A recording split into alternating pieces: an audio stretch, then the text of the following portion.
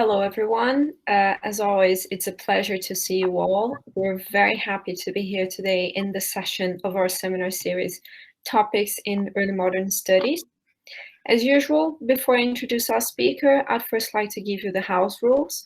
Please keep your microphones muted during the entire talk. After the presentation, we'll have time for questions. I would also ask you to either write your questions in the chat or use the raise hand function to let us know that you'd like to speak, whichever you feel more comfortable with. When writing on the chat, please feel free to make sure to pose your questions in English, Portuguese, Spanish, or French. Finally, I would also like to remind you that this session is being recorded and it will be available on our YouTube channel later one day, someday, we hope. Having that said, we're happy to welcome today Professor Phil Whittington. Professor Whittington has trained as a historian and obtained his PhD at the University of Cambridge, and he is Professor of Social and Cultural History at the University of Sheffield. He has previously worked at the universities of Aberdeen, Cambridge, and Leeds, and he's a specialist in the history of early modern England, and his areas of interest span from urbanism, semantic history, and the history of everyday practices, as well as the social history of the Renaissance. In addition to that, he has also been working on the history of intoxicants and intoxication, which is the theme of the certainly wonderful presentation he's making for us today. He's the author of The Politics of Commonwealth, Society in Early Modern England, The Vernacular Origins of Some Powerful Ideas, as well as the editor of Intoxication and Society, Problematic Pleasures of Drugs and Alcohol and Communities in Early Modern England, to cite but a few. The paper he'll be presenting is titled this is not the title, Intoxicants, Addiction, and Early Modern Medicine. So thank you, Professor Whittington, for accepting our invitation, and the floor is yours. Thanks, Lívia. I'll just try and get this sorted. Hello, everyone, and thanks very much to Verônica and Lívia for the invitation to speak. Is that okay? Is my screen showing? Yes. Okay. The series is a very exciting initiative, and it's a great honour to have the chance to give a paper today. And what I'm going to talk about comes out of research that's been done under the auspices of a few collaborative projects over the last few years, one funded by the ESRC called Intoxicants and Early Modernity, which ran from around about 2014 to 2017, and then a more recent one called Intoxicating Spaces, which is funded by a European funding body called HERA, which is a collaborative initiative with Sheffield, Utrecht, Stockholm, and Oldenburg, looking at the impact of new intoxicants on urban space between the 17th and the 19th centuries. And both of these projects have this kind of similar process in mind, essentially the creation of global industries of fermented and distilled alcohols, caffeine like tea and coffee, tobacco, sugar, opiates, and more Class A type drugs as well, over this kind of 17th through to 19th century time span. Obviously hugely significant in terms of history at the time, the ramifications, political, social, economic and cultural, but also extremely significant in terms of modern and contemporary societies and how we live today. And the paper that I'm going to talk about today, the paper I'm going to be giving, is a particular question that I started to address for a volume of essays, actually a special issue for the Historical Journal, which I've been editing with Catherine James at the Beinecke Library, on intoxicants and early modern European globalization, this process of European expansion geographically and its impact on substance intoxicant use and abuse. And the question itself relates to the issue of addiction, or the discovery of addiction as an involuntary and physical dependency, which historians, since a very influential article by Harry Levine back in the 1970s, have tended to assume was in the 18th century. Levine gave Benjamin Rush, the American reformer and scientist, the credit of coming up with addiction as a kind of disease, as a sort of physiological dependency. And while historians like Roy Porter contested Benjamin Rush's originality, and other historians, 18th century historians, put forward other 18th century medics such as Thomas Trotter as the key people, or even pointed to an Enlightenment zeitgeist which was tending towards this kind of explanatory framework. It was the 18th century that was generally seen as the period in which addiction emerged as this significant and modern concept in understanding kind of destructive and problematic consumption of alcohol in particular. They were mostly concerned with alcohol and alcoholism, and obviously this was extended to other drugs over time. Since then, historians like Jessica Warner and the lit crit Rebecca Lemon have attributed the discovery slightly differently to Jacobean clergymen in the 17th century, figures like John Downey, and the whole kind of tradition of Protestant reformism that developed in post-Reformation England. And they've pointed out a strong use of disease language and so on relating to problematic consumption, and the fact that it was these clergymen in their sermons and other treatises which were starting to think of drunkenness and drunkards in this way. And what I want to do today is suggest a slightly different story that precedes Levine and Porter and other 18th century historians by locating this process very much in the 17th century. But I want to suggest that the story is much more complicated, both materially and discursively, than the story told by Warner and Lemon. So I think while their instincts were very, very much spot on, it was slightly different in terms of what was going on materially and discursively. And to do that, we ultimately have to focus on 17th century medical writers rather than simply Protestant reformers. So that's the kind of question that we'll be dealing with, this issue of addiction, kind of enslavement and so on, to commodities. And I suppose there's four interrelated developments that I'm going to be talking about that contributed to a medicalized thinking about addiction before the Enlightenment, or at the very cusp of the Enlightenment. And these will be the kind of the four sections of the talk as we go forward. The first one is just the process by which the economy of intoxicants expanded during the 17th century, as early as the 17th century. Obviously, these developments carried on into the 18th century and beyond. The second one is the adaptation of the classical idea of custom as a second nature, custom as second nature, which Stephen Shapin in a brilliant article has recently discussed. He actually gave a version of the article in a paper at Sheffield a few years ago at a conference organised by Josie Cree on habits. And I think this is a really useful concept in terms of understanding how 17th century clergymen and medics were thinking about consumption.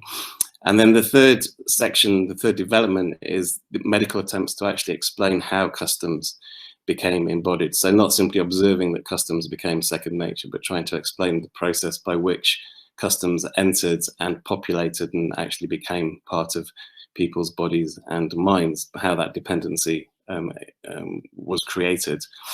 And then finally, drawing on work of Josie Cree, who organised the Conference on Habits, the assimilation corresponding and parallel to these developments of the Latin adicare into the English vernacular, and by the end of the century, some sense in which addict was starting to mean dependency in these terms. The point to stress, of course, before this happened, addiction or to addict was very much about voluntary will and choice. And this is one of the problems with the Warner and Lemon approach, is that they didn't pay possibly enough attention to the semantics of addiction itself. Okay, so, and I suppose just to draw the line in the sand and to give a sense of what we're really talking about, we can go to the wonderful vegetarian religious mystic Thomas Tryon and his Wisdom's Dictates in 1691, a very neglected and very interesting writer, Thomas Tryon, who observed that whatsoever a man gives himself unto, that he becomes strong in, be it either good or evil. If it be to drink more than need, and nature requires, he will in a little time come both to expect and need it. The like, if it be drink that is improper, as brandy, wine, or the like. Nay, if it be coffee or tea, if a man be not wary, the use of it shall enslave him, so that he shall not know how to be without, and from drinking it moderately, he shall by degrees, and as it were insensibly, slip into excess, and the very same thousands can experience of tobacco. So this is very obviously a very clear sense of dependency, involuntary consumption relating to these kinds of substances. And we'll return to Tryon at the end, because he's one of the writers who has a theory about how this dependency actually physically takes place. Okay, but first of all, I want to go back to simply the big process, the economy of intoxicants, and also its impact on England's medica materia, the kind of available substances, simple and compound medicines that were there to be used in relation to health problems at this time. And we've got three basic kinds of process going on within this larger process. Probably the most obvious one is the expansion of fermented and also distilled alcohols in the long 17th century, and their commercialization and ongoing relationship to industrialization by the end of the 18th century. And we see the switch from the domestic brewing of ale to commercial beer brewing as early as the 16th century, thanks to the importation of European technology and models of production into London and Norwich and the southeast cities. This spread for various reasons, with the beer industry then developing and mutating into the porter industry into the 18th century, so that by the second half of the 18th century, brewers are very much in the vanguard of industrialists leading English industrialization. You have more wine per capita imported into England by the 1630s than again until the later 20th century, a very significant increase in the commercialization of the wine trade, thanks again primarily to the Dutch, who spend an awful lot of time getting the English drunk in the early modern period. That kind of then dips and becomes less prevalent in the second half of the 17th century because of the politics of English-French antagonism, as England gets sucked into the Dutch struggle against the French, and taxation and so on takes over. But in the meantime, you have the rapid development of the spirits industry in England, first brandy and then gin and domestic distilling.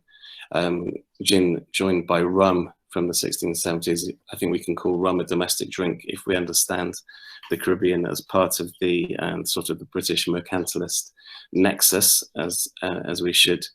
And the distilling industry as significant as the brewing industry by the 18th century. So we have this kind of very significant expansion in the alcohol options of the English and subsequently the Scottish, obviously the Irish as well, on a different basis.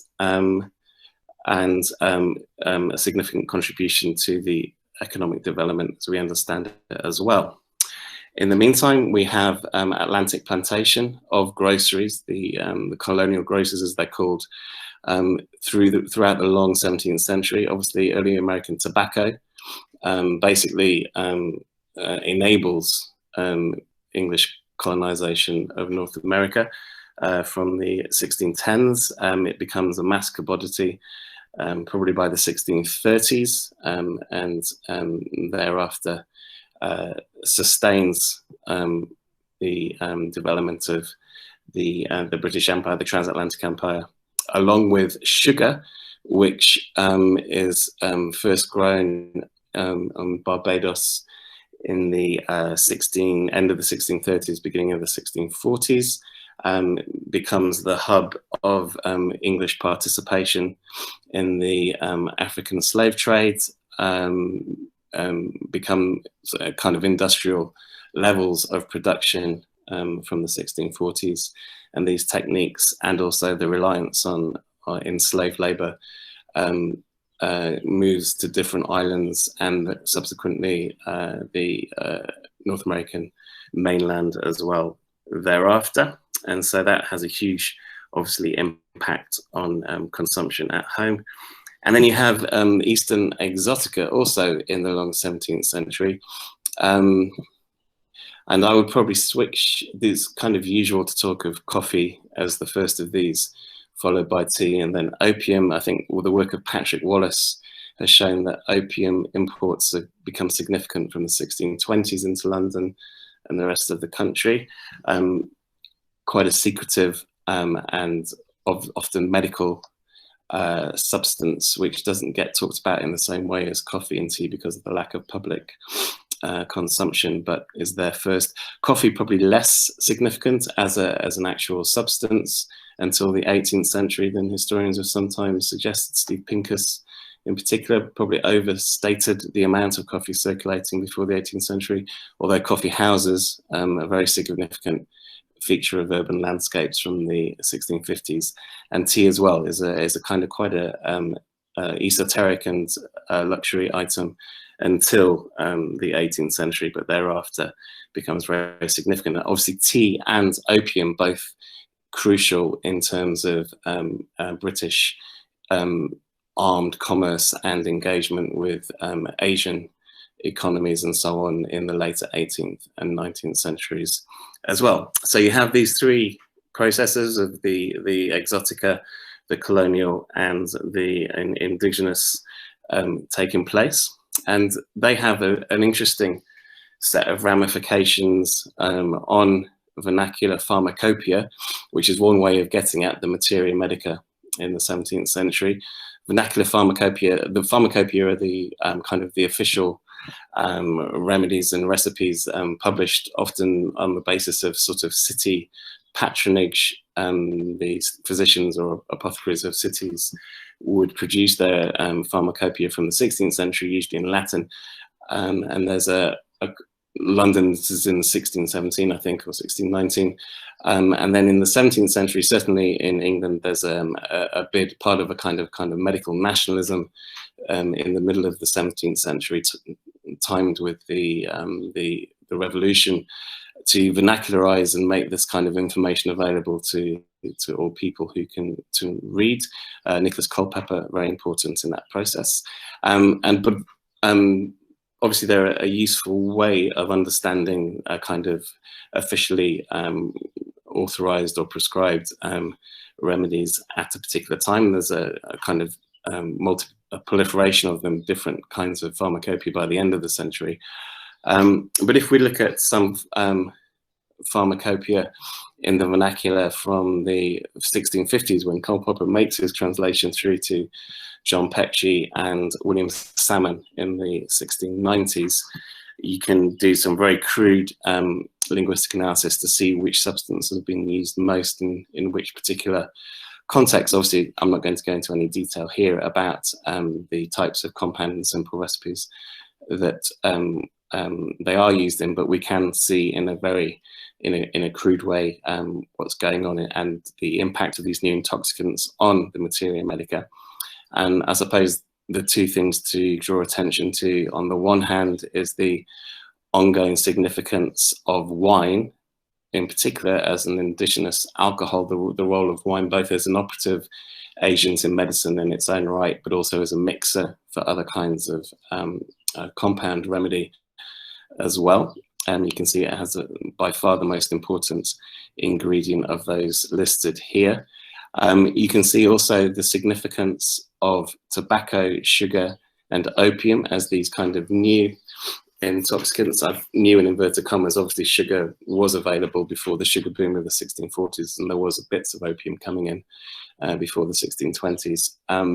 But you can see the significance of those as well. Sugar, again, as a mixer, as helping the medicine go down, as Mary Poppins puts it, primarily. Tobacco, often exterior use rather than interior use, and a very important cure for toothache in particular, but opium as an important operative in its own right. And you can see that opium very much on a par with other new exotic drugs, as Wallace calls them, such as rhubarb, senna, Jesuit's bark, and so on, which are coming in also in increasing amounts over the course of the 17th century. And Wallace's argument is a very important one. He really does identify the early 17th century as a period in which the materia medica gets expanded to a significant degree. And I think we can certainly put intoxicants, as what we're defining them here, as part of that process. Thirdly, you can see the absolute negligible use of coffee, tea, and chocolate in the 17th century in official recipes. That doesn't mean that there wasn't claims made for them on the medical grounds, but they really aren't integrated into the official practice of physicians and apothecaries at this time. Okay, so that's the kind of the impact that we're talking about and the significance of these in a medical sense. And what that kind of process is the kind of the backdrop to the next development I want to talk about, which is the adoption of custom and second nature as a way of thinking about consumption and its impact on individuals and societies. Excuse me, I'm just going to have a drink. I realize you can't see me, but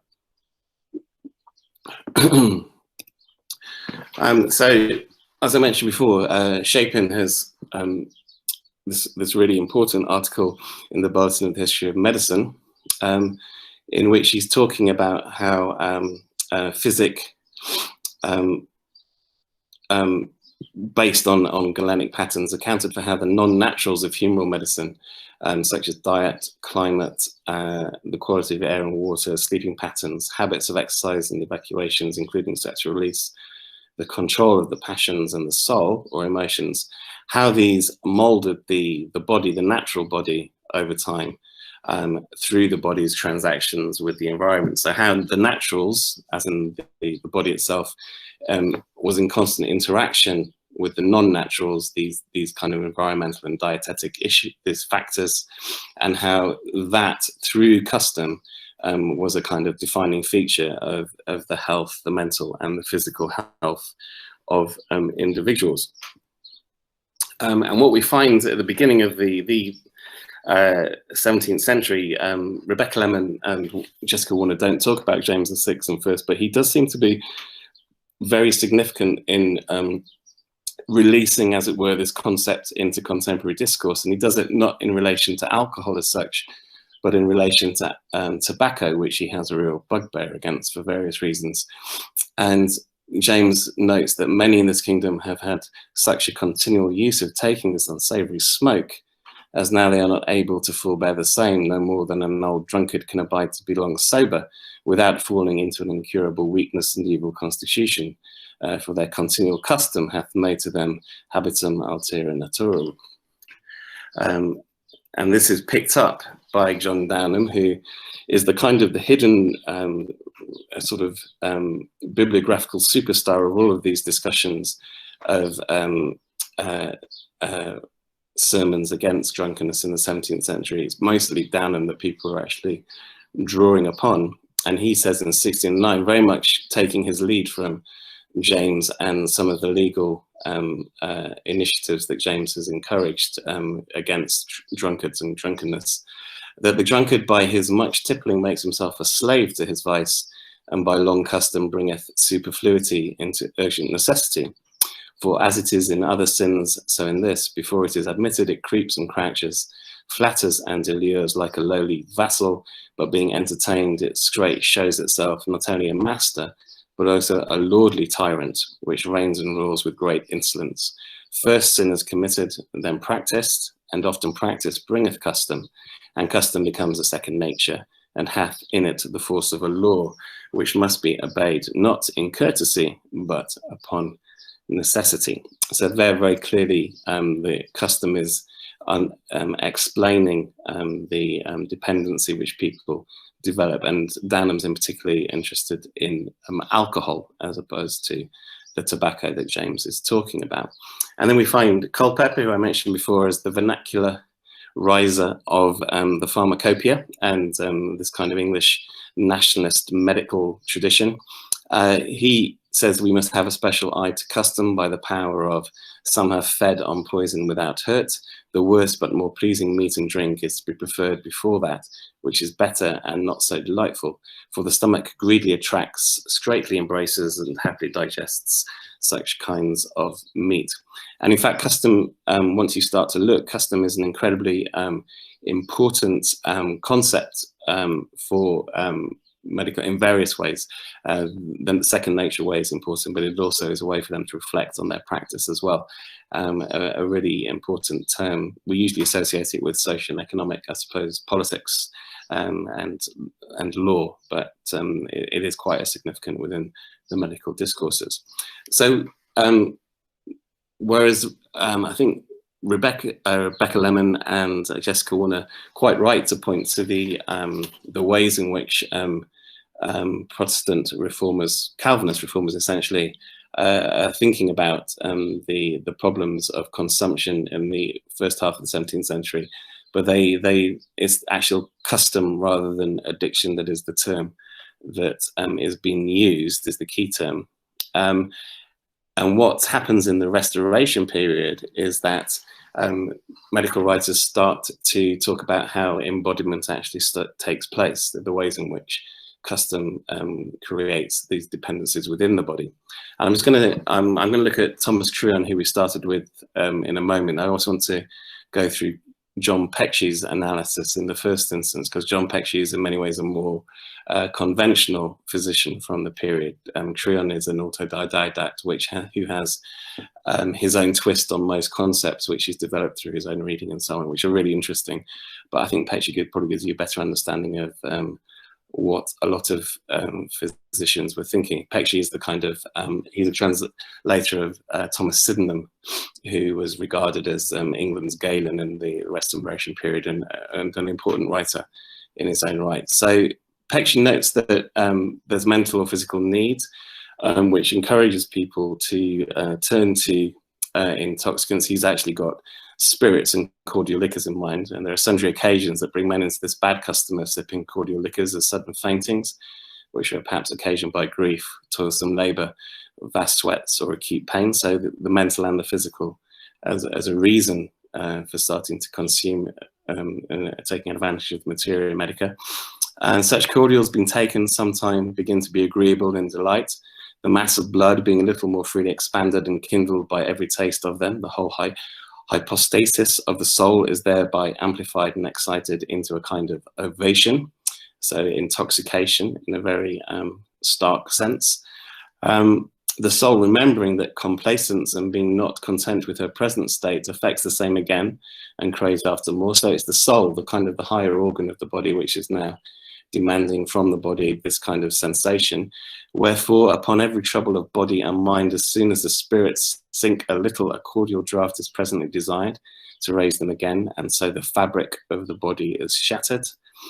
And nature, being a little accustomed to extraordinaries, remains not long content with the same, and therefore they increase them daily and repeat them oftener, so that at length the stomach can bear or digest nothing moderate, but still desires stronger and hotter.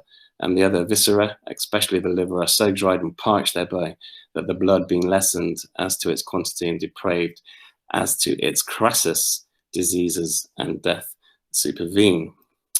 And actually, Pecci, I don't know why I've left it off, but there's another stage to this, stage 5, where he's lamenting the kinds of people that are actually succumbing to this process of what we would call addiction.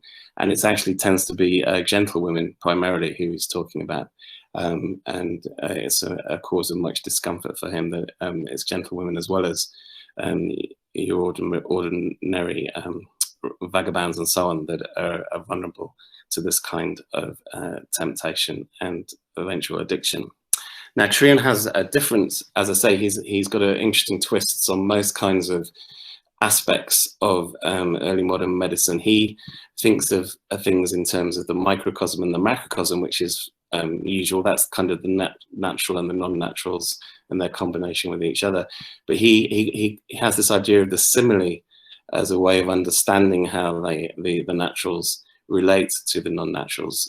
Man is truly a microcosm or a little world, the epitome of the whole creation, and that all things have and find in him their simile, and consequently are able to influence and work upon him. So there's this kind of strange resonance and relationship between the external and the internal, which whereby the external can change the internal over time. And his particular bugbear is tobacco, as anyone who's vaguely familiar with his work will know. And he says that most people that smoke tobacco in the beginning forced nature and made her bow to their inclinations, not for any distemper, but of a vain wanton humour, because of late has grown the fashion. Many thousands have strained and hurt their health, and brought many inconveniences upon themselves, merely to follow this brutish mode. And so you have this idea of mode and fashion as a basis for custom, and forcing nature, as he says. At first most unpleasant and loathsome, but through custom and by degrees it hath awakened its simile in the elements of the body, and made that quality strong, which at the first taking of it was weak, or lay as it were hid under the qualities that did predominate. So the kind of tobacco kicks off processes within the body that amount to this simile, by which the simile fits with the stuff coming in it. The constant taking of tobacco is nothing else but the constant taking of physic, as in a medical curative, though through custom and use the same as likewise the highest poisons may be made familiar to nature, and proves as great a difficulty to refrain it as it was to make it friendly at the first taking, or rather more. And children that are begot by persons that have accustomed themselves to the common use of these unnatural things contract a kind of insensible affinity with such things, as proceeding from the like matter and essences, so it would prove a very difficult thing for them to refrain therefrom. So you have this kind of intergenerational inheritance of the addiction via this simile and the way in which it's passed down from parents to children. Worse than that, every succeeding age doth more easily and familiarly, and with the less difficulty, receive these evil customs and habits, till in time they become almost natural, and thence human nature in general becomes weaker and decayed. So they actually become part of what it means to be human through this kind of embodiment of the custom and the simile. Okay, so you have Pecci on the one hand, a more conventional understanding of the soul in relationship to the body's organs and the kind of the intoxicating impact of the cordials in the body. You have Trion talking about tobacco and the similes that are unleashed within by the imposition from without.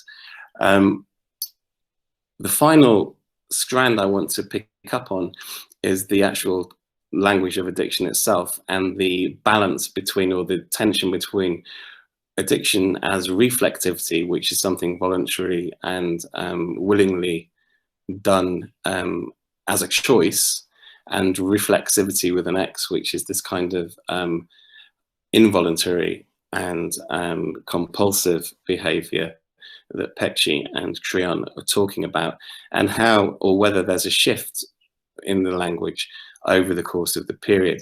And as I mentioned, I'm drawing very much on the work of Josie Cree, who's got a great article in Renaissance Studies from 2018 on the introduction of addiction or adicare into English. in the 1520s and 1530s, and also a very substantial PhD, which is very much worth looking at if you get the chance. A more general study looking at the concept through big data and close reading. And Josie essentially shows that addict is translated into English from classical and neoclassical sources by Protestant evangelicals in the 1520s and 1530s from the Latin addicare. John Firth, an evangelical writer, uses it to indicate one choice of action over another in 1629, and then George Joy more influentially uses it in 1530 and onwards to denote a binding attachment or to a decision to devote to something. So there's those kinds of, this is where the a kind of community of authors writing for a community of readers that pick up on this term as a way of describing these choices, which is obviously how linguistic developments take place in the early modern period. And Josie shows through big data using kind of digital technology and various kinds of very clever electronic and analytical techniques. The addict is used relatively rarely until the last decades of the 16th century, and has long-term collocates, as in words which are located close to it in texts, that aren't necessarily related to bad consumption behavior at all. It's related to study, to service and religion, as well as pleasure, vice and superstition. It's a positive term as well as a negative term. But across that kind of positive and negative connotations, essentially it's the decision to devote to someone or something that is important. Addiction ultimately stems from voluntary choice, however manipulated or pressurized, rather than biological compulsion. And then a close reading of someone like Downame, the kind of the hero of the Calvinist vicars, ministers, inventing addiction, shows this is actually the case. He uses addiction to describe all of these kinds of devotions, but it's always as that decision in the first instance that's important. It's the custom leading into second nature that is actually the physical and the embodying process. But, and I just want to conclude with this, two ways in which medical discourse at the Restoration may have encouraged addicts to become reflexive as well as reflective, so involuntary as well as voluntary. You can start to see some kind of semantic shift taking place, which already does get carried through into Enlightenment thinking. The first is quite a weird thing. I'm not a medical historian, so I find this quite strange, but and if there's any medical historians here, they might be able to talk more about it. But Culpeper uses addict to describe the reflexive operation of organs and medicines. So they kind of make these, obviously they're without intelligence in kind of decision-making sense, but they do seem to be making these predictable choices, which addict describes. So the head lotions, with head lotions, the utility is great after purging, where the relics of the matter imparted is to be dissipated and consumed, as also where the head is to be strengthened, and they are for the most part addicted only to the cold distempers of the head and brain. So different lotions choose particular kinds of distemper to act against. The differences of purges are various, for some are addicted to phlegm, some to choler, others to melancholy, and some to watery humours. And they are all of the same natures. With those humours they purge. The spleen, being no way addicted to concoction, binding medicines do it harm and not good. Endemical diseases by a certain perpetuity are addicted to certain places, regions and cities, as agues to the fenny countries in England, and so on and so on. So the kind of the inanimate bits and bobs of the body, or the non-naturals that you're putting into the body, do have this kind of reflexive action, which is part of their operation and which explains health. And I don't think there's ever any kind of link in Culpeper from that to a concept of addiction that isn't through custom, but it does show how the language, the vocabulary is there or thereabouts, even at this early stage in the 1650s. The second one is actually a more straightforward conceptual migration, whereby a custom seems to be jettisoned in places by people like John Petrie, and addicted used instead. So here, and this is the final quote, we must carefully observe, as Petrie says, that is by no means safe to forbid the drinking of spirit wine and such liquors all of a sudden, when the patient has been a while addicted to them, which you would expect a custom though, from his other writings.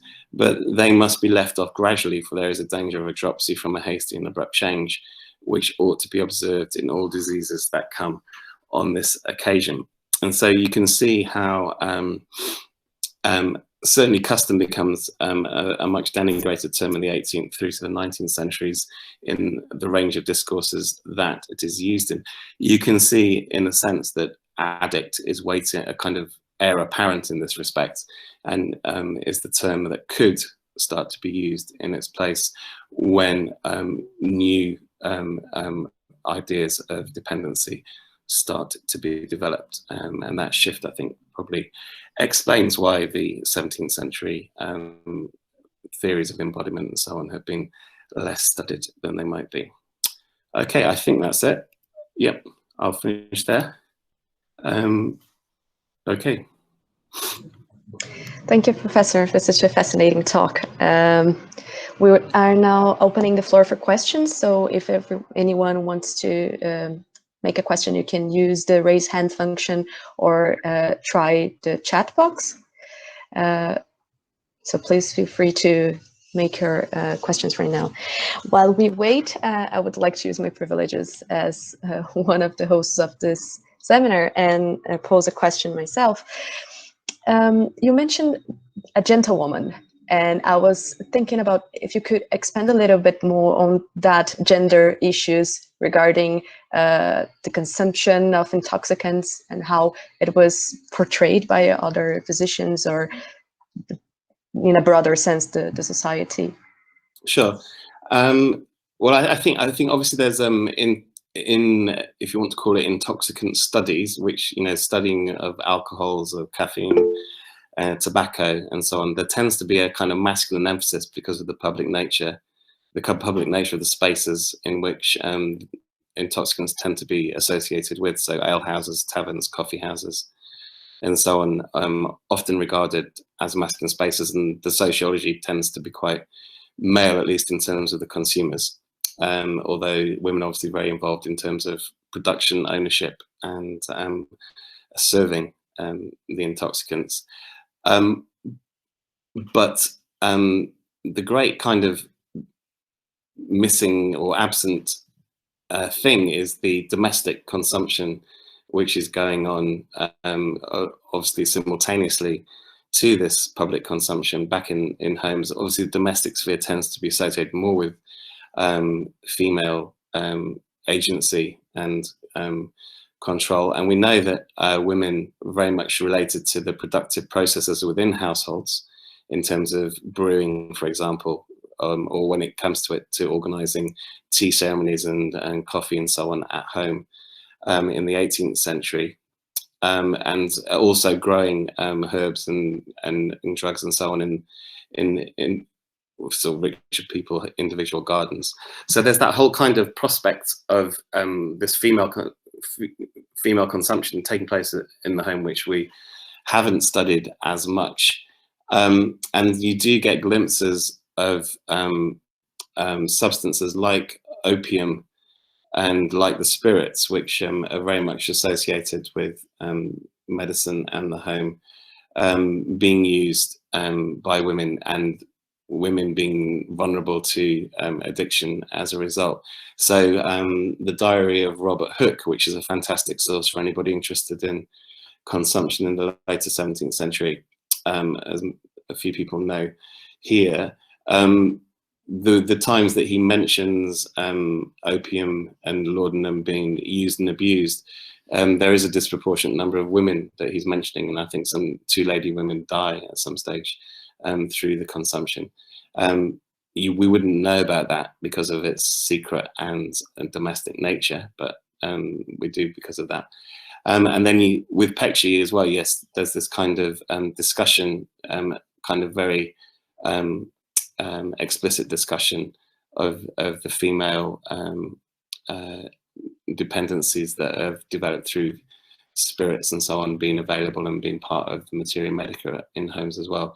So I think there's a really interesting new area of research. I mean, some of it has already been done in terms of recipes and so on, and how they become, how they're part of the household and in terms of consumption. But there's much, much more to be done in terms of intoxicants itself and intoxication and addiction, I think. Thank you very much, Professor. We have two people raising their hands. So I guess the first it was Emma. So please, Emma. That's great, thank you. Yeah, thank you. That was a really fascinating talk. And just kind of following on actually from Veronica's question and from your answer, I recently read a letter from, well, not from a gentlewoman, but about a gentlewoman from her daughter. And this lady was addicted to diacodium. And the daughter describes sort of what a hard time she has trying to get her mother to basically go cold turkey from this on a physician's orders.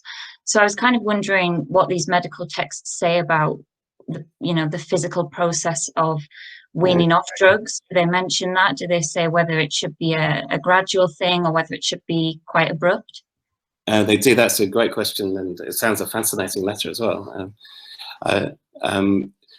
They've got an awful lot of respect for custom, basically, and the way in which custom can shape nature. In fact, even if you go back to the early 17th century with the proselytizing from the pulpit, there's a recognition that it's one thing identifying custom as a problem, it's another thing actually sorting it out, because these things become so embedded, and it's actually more dangerous sometimes to take things away than it is to leave things as it is. And the medical discourse very much amplifies that caution and the respect of custom. I suppose one of the more interesting developments over the course of the century is that these ideas are often worked out in relationship to Ottoman consumption of opium. And so it's a big thing for both Culpeper and Peccier, the ones I mentioned. I'm not sure if Trion talks about it. Just how many grams of opium a day, kind of your ordinary Ottoman chap or woman is going to be taking in quite a healthy way, as in it won't kill them, whereas half of that amount would kill an English man or woman. And so that contrast, I think, is they're very interested in opium in the later 17th century, because it is this kind of incredibly powerful curative through, it's what it does with pain, and that's really important. But they're also terrified of it because, it is such a powerful medicine that they're not really used to using. And that kind of Ottoman contrast is used to show how customs in one place aren't going to work. They mean that the bodies are different to how the bodies can cope in this place, but you wouldn't take an Ottoman off that dosage because they need that dosage. And in the same way that English men and women might have developed all sorts of terrible customs and natures because of it, but it would be more dangerous to actually try to change it, or you'd have to do it very, very gradually. Really interesting, thank you. Okay. Now we have a question from Duncan. Thank you very much. Fascinating paper, really enjoyed it. I was wondering sort of what the accessibility of some of these texts were that you've looked at, sort of how addiction and dependence on intoxicants was seen more widely within society. So I'm thinking of sort of 17th century broadside ballads where you see in woodcuts drinkers depicted with sort of animal heads, and sort of almost seem to be commenting on a sort of a devolution of these, of people who are consuming these intoxicants. Well, on that point initially, obviously kind of the beastliness of drunkenness and how people revert to their kind of animal essences was very much a parallel discourse. They weren't mutually exclusive. You could become compulsively dependent and also become a pig or a lion or a fox or whatever your inner self was. through overconsumption. So yeah, that's a very strong set of tropes as well. I think well, obviously the kind of the religious writing is very performative. So they would usually be given as sermons before they would be printed and reprinted as sermons. And I think obviously we only get a tiny amount of the sermon. So I think the way, I'm not an expert on this, but I think the way in which ministers worked was they would read sermons and, oh, that's a good idea, I'm going to talk about that as well, that kind of thing, as well as having the performance initially. And obviously a lot of sermons were written down. So I think sermons had a very wide disseminatory potential in the same way that ballads did. And often, obviously, it was ministers who were writing the ballads as well, or informing the moralism behind them. In terms of the medical writing, that's a good question. I think that would be more esoteric. Culpeper was incredibly popular. He writes an awful lot in the 1650s before he dies, and he also translates an awful lot. He must have done a lot of it before he actually starts publishing. And you have a lot of re-editions and so on, which suggests there is a degree of popularity amongst the reading classes.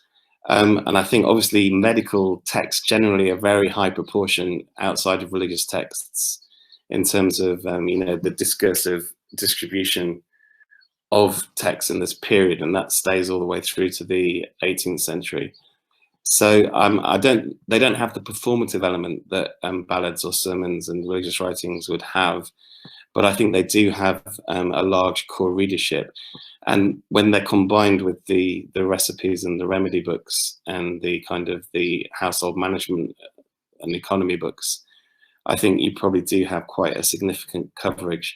And obviously reading was much more prevalent than writing. You can count possible numbers of people who can write through their signatures, but reading was a much more widely distributed, socially distributed skill by the 17th century. So yeah, it is a more esoteric, but I think it's also with that caveat, it's also quite an extensive and available discourse. I see. Thank you very much. Thank you, Professor. Now we have a question from Claire. Hi, thank you so much for the paper. A question regarding the expanded economy of intoxicants. Do we ever have examples of substances that were newly introduced during this period that today we wouldn't think of as addictive, but are described as addictive in this period, maybe for other reasons, as these new sort of unknown products? That's a good question. I mean, there's as part of the collection that I've just been editing, which this paper goes into with the Historical Journal, there's an article by someone called Ben Breen, who talks about kind of partly talks about failed transmission and the ways in which some things weren't transplanted successfully, whereas others were. So that's quite interesting. I can't remember actually off the top of my head the commodities that he's talking about, but that's not quite what you're asking, is it? You're asking something that becomes popular and is successfully transplanted, and is regarded as addictive then, but isn't regarded as addictive now. Is that right? Exactly. Yeah. Oh, I don't know. Was potato regarded as? I don't know about fruits and potatoes. I mean, the tuber is that? I don't think it was it? No one's ever asked me that before. I don't know. Do you know any? Well, thank you. Thank you for thinking about it. do you know any commodities that might have had that? No, I was just curious. Yeah, no, it's a really interesting question.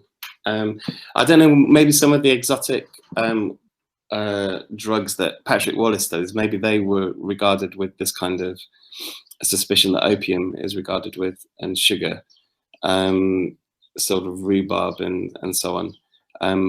But to be honest, I don't know. I can't think of anything offhand, but that might be the area where you would look. Okay, super. Thank you. Okay. Ariel has a question as well. Michael, great paper, really, really interesting. Thanks. My question is on more sort of the medical history. So It's what, sorry?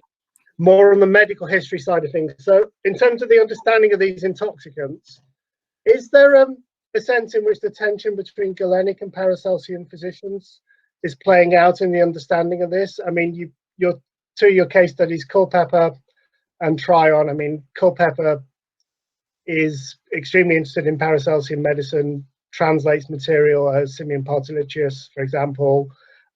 Tryon has been seen possibly as a reader of Jakob Böhmer. And I mean, it's a while since I've looked at him, I need to look at him again. But when you were talking about similes and qualities, it did make me think whether he was actually engaging with Böhmer's understanding of the seven source spirits or qualities, and that's one of the things that's impacting his understanding of these intoxicants. So, but the general question is, Galenic, Paracelsian, those tensions played out in the College of Physicians and then played out below, is that impacting on medical understanding of intoxicants? That's a great question, Ira. Thanks. You'll know much more about this than I do, to be honest, but when I started looking at the material, I expected that would be the case. I expected quite a strong distinction between one or the other, the camps, so to speak, as if it's, but in fact, there seems to be a lot of convergence. Like Culpeper and Tryon both deal with sort of chemicals as well as with natural substances and so on. But then so does Pecci, and he's the emphasis of him, who I would take to be a more conventional figure actually out of all three of those. His line seems to be that you basically go with what works, and a lot of it is about observation and experimentation and the experience of practice, rather than having a kind of a preordained position which you will always kind of pursue through your prescriptions and so on. So I would go with him as someone. I mean, he might be unusual in his moderateness or his kind of balance between them, but that was the sense I got was there was more of a kind of emphasis on finding out what actually works in practice rather than having a doctrinal position in terms of how you approach the prescription. But I can imagine that it wouldn't necessarily be the case with some other people if I come across them. I mean, it is quite a limited sample in that respect. So it'd be interesting to know on a more sustained and systematic basis whether there is a big difference. It's also interesting that might be one of the reasons or one of the sources that Tryon's getting his peculiar language from actually as well. Yeah, thanks. I'll have another look at Tryon and let you know in due course. And then I'll let other people come in. It's really interesting what you're saying there about the convergence, which is quite possible. And the way that you're describing Pecci is almost as though he's a Baconian in his approach and the way that you present him. Well, he's very influenced by. I mean, he is Sydenham's right-hand man, I think, or protege. So I don't know what Sydenham's relationship to the Baconian tradition might have been, but that might explain his peculiar latitudinarianism, if you want, within the medical context. Great, thanks very much, Phil. Cheers. Tyler, please. Hello, hi, yeah, thank you so much for an absolutely fascinating talk. My question was, obviously, the 17th century witnesses this massive expansion of interest in the economic value of these commodities, especially tobacco and sugar, for example. In the text that you've described, how do the authors grapple with the economic value of the goods in relation to the suggestion that it should err on the side of caution? I know Tryon, for example, I think has quite a lot of interest in sugar and importing sugar into England at this time. Do they deal with that in any way? Do you find? Well, Tryon is I think he's the 14th largest importer of Caribbean goods, according to Nuala, in 1686, isn't he? He's the 14th biggest merchant of Caribbean, which must include sugar, even though he's a kind of ostensibly against slavery as a kind of punitive system. So there definitely with him, there's a whole bundle of contradictions and how we view these things, because he is a bit of the kind of the nationalist bent of Culpeper, in that he doesn't appreciate, he thinks, you know, bodies and environments are so closely linked that you should respect that link, and you should be consuming, including the drugs that you take, what is local to you on the one hand, but then he's got this massive economic interest in sugar and beet. I think he does hats as well, doesn't he? He's a hat importer exporter as well. Culpeper's, but I think Culpeper's actually more interesting in some ways, in the sense that these issues are reflected more in the medical writing. And what he talks about is, he's got a very big thing about the medical professions depriving ordinary English men and women of the knowledge that they should have in terms of what they should be using to maintain their health. Whilst he's doing that, he does launch a number of broadsides how the medical professions aren't simply preventing knowledge being disseminated through Latin and so on, but they're also really getting the medicines wrong themselves, and they're doing it kind of for profit motives and so on. So it's better for them to be able to misprescribe and to misunderstand how something works, say in Ottoman culture, and then bring it over. No one's going to be able to check, rather than actually open everything up and start to be kind of transparent about what is being prescribed. So there's an underlying economic criticism going on at the medical professions, and not just at their dependency on these foreign imports, but also their misapplication and misunderstanding, sometimes deliberate, of those foreign imports. So that's actually going on within the medical texts themselves. You're absolutely right about True, and he's fascinating in terms of that kind of being invested in colonialism and the slave trade in a very big way, but also at the same time being this critic and this kind of continuing the kind of the nationalist customary perspective of Culpeper. So that's amazing. Thank you. Thank you. Now, Sharon, please. Sorry, was that Sharon or Sharon? Sharon, sorry. Okay, just don't want to take someone else's time. Just relating to what you mentioned, the potato, and I was wondering at all if you would consider aphrodisiacs to be intoxicants in this period. I know with the potato there's a lot of satirical print in the early 17th century that speaks about sort of overconsumption or dependency on aphrodisiacs, so the potato being an aphrodisiac. And I was just wondering if you could comment on that. So sorry, I missed the beginning of the question. Could you just say the first bit? I heard the potato stuff, but yes, sorry. I said, would you consider aphrodisiacs to be intoxicants in this period? Right. No, it's a very important question. I mean, that it's not a small question, are aphrodisiacs intoxicants, but there's also then the whole ontology of intoxicant, isn't there? That's becomes an issue. I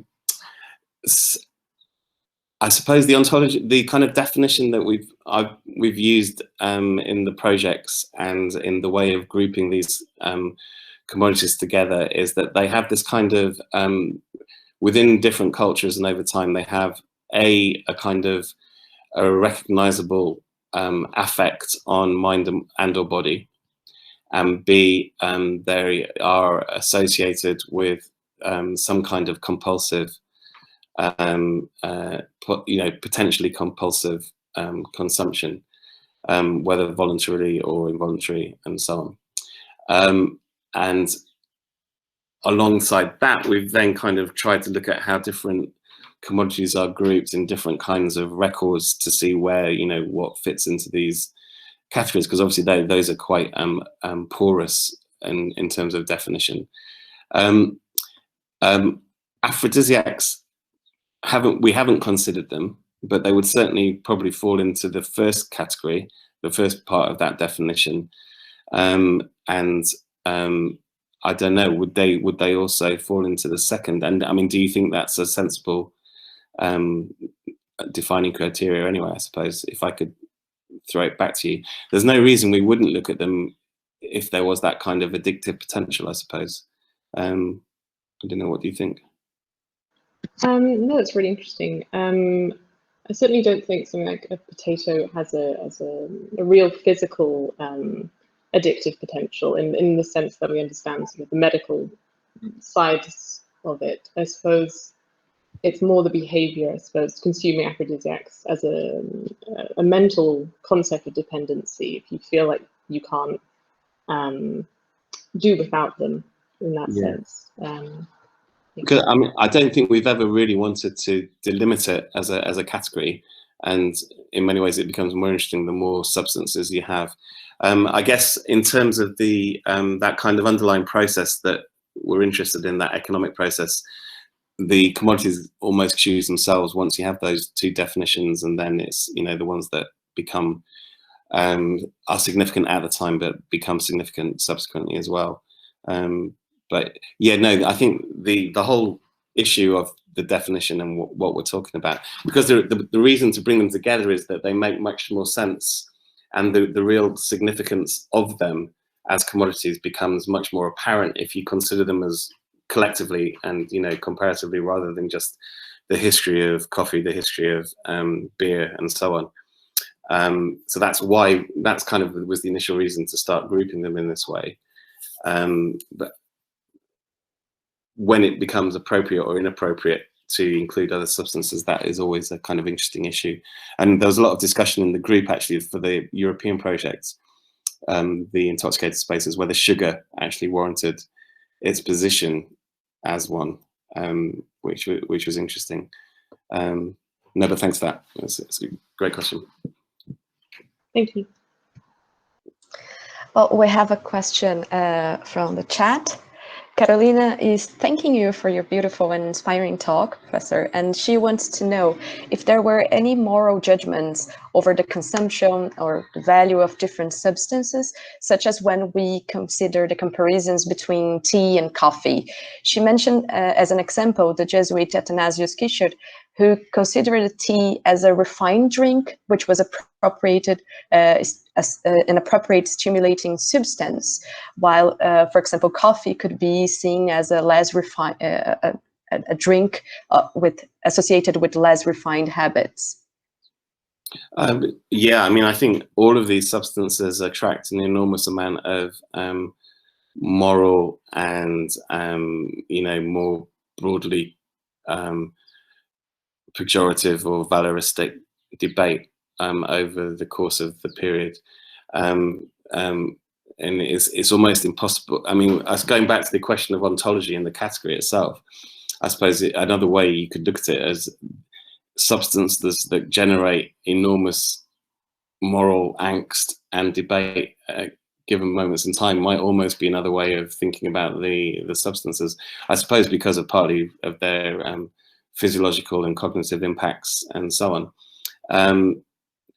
I think the most discussed one in the English literature, and it'd be fascinating to compare this with, I think there has been a little bit of work attempt to compare it with the Spanish and the Iberian and the Hispanic literature, is coffee in the later 17th century, or there isn't that much coffee about, that produces some very memorable, often satirical and often quite funny moralizing, sometimes tongue-in-cheek, and probably sometimes trying to market actually the coffee house rather than simply just condemn the coffee, which you see those tropes get carried over into tea in the 18th century as tea becomes more popular.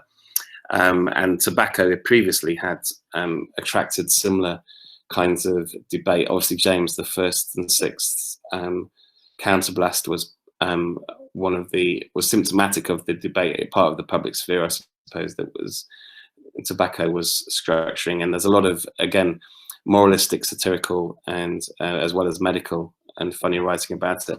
But you know, if you any of the substances, you would find it. You would with ale and beer in the early 17th century, in the the content. It's often spatially linked. There's often lots of discussion about the spaces in which the public spaces in which they're being consumed. So alehouses in the early 17th century, coffee houses in the late 17th century. Obviously, spirits become a massive issue in the early 18th century, the whole gin craze, and it's kind of a moral and gendered dynamics as well. So I think I suppose maybe sugar possibly might slip out, less moralizing, but I think it just goes with the territory. Essentially, it's a key component of the substance type. Great, thank you, Professor. Does anyone have any other question? I would like to pose another one then. I was just thinking about, as you mentioned, the consumption of all these intoxicating substances. I was thinking about the objects related to this material culture related to intoxication. So I'm assuming that people will need pipes or other things to use some certain substances, and I would like to know a little bit more about that. How can we study these kinds of traces of material culture related to addiction and yeah, no, absolutely. So I think if you want to, going back to the beginning of the talk, when the kind of the basic economic process that I was describing, much of that process is really about the material culture that accompanies the different substances.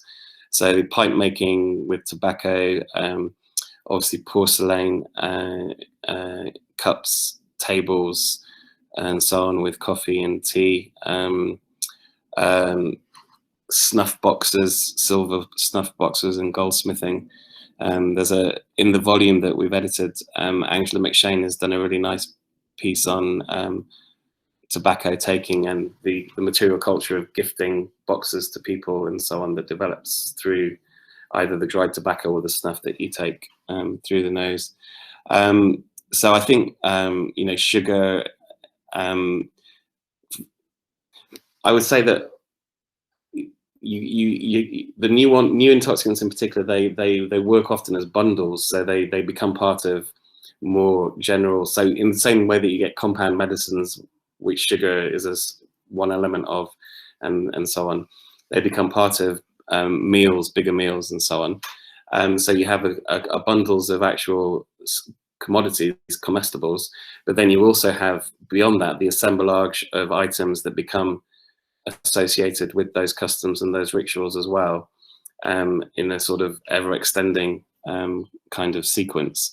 So the material, the culture, and the economics of that, and then obviously the social and cultural ramifications of that, quite as important in some ways as the substances themselves. Great, thank you, Professor. Lívia? I also have a question, or more of a comment maybe. You mentioned this transition from this moral discourse about the use of such substances to this development of the medical discourse that is going to approach these more in the matter of addiction and use medicine to mobilize this. And you mentioned also the role of reform and the impact of Puritanism in its broad sense in this development.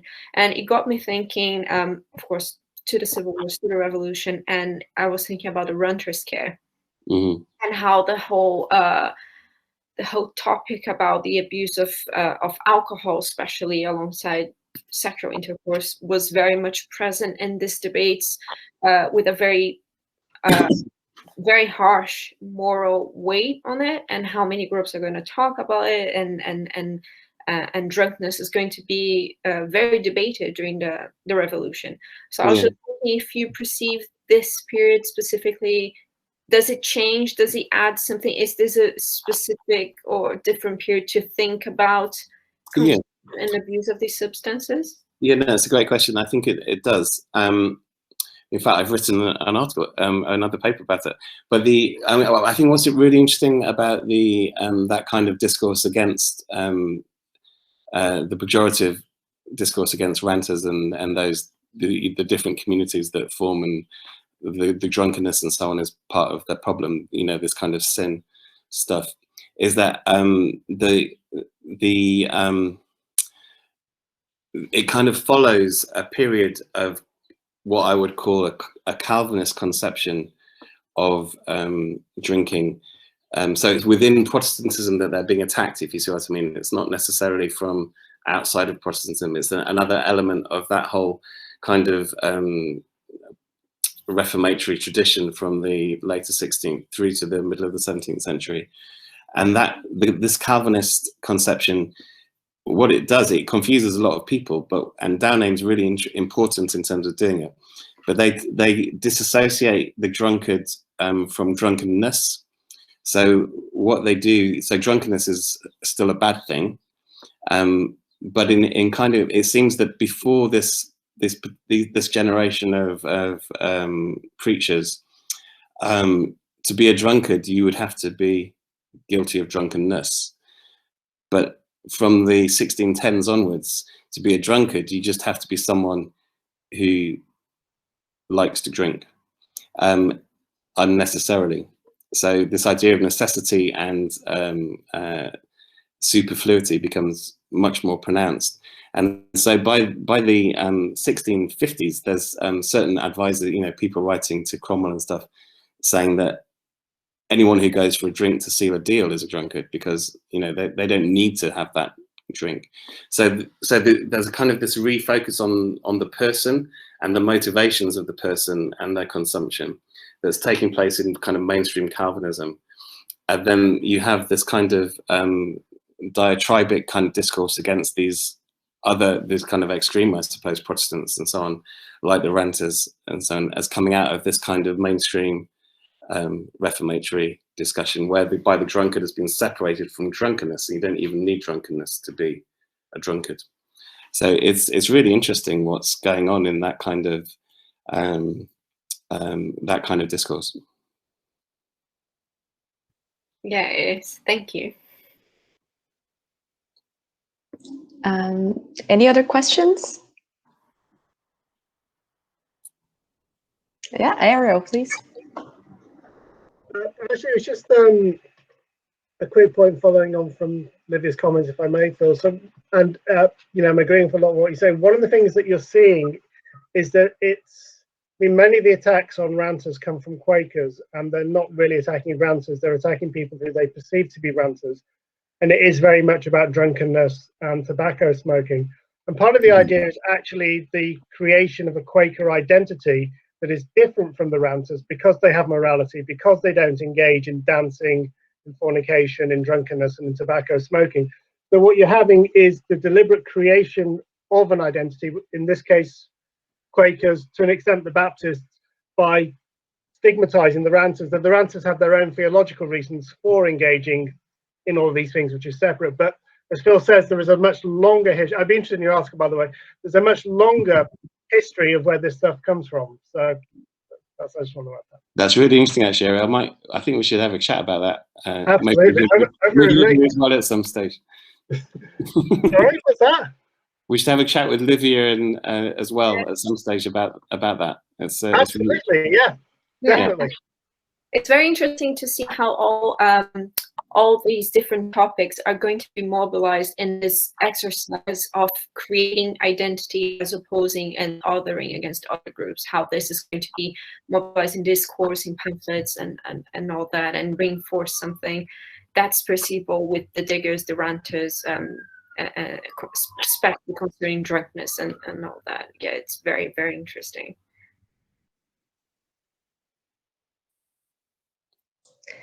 Great. Well, any other questions before? So I would like to thank you all for attending the session of the seminar. I would like to thank Professor Phil Whittington for such an amazing talk. It was brilliant. And also to invite everyone to be with us in 2 weeks. We are going to receive Nora Carling, who is going to talk about her new book, Regicide and Revolution. So everybody is invited, and thank you once again for your presence.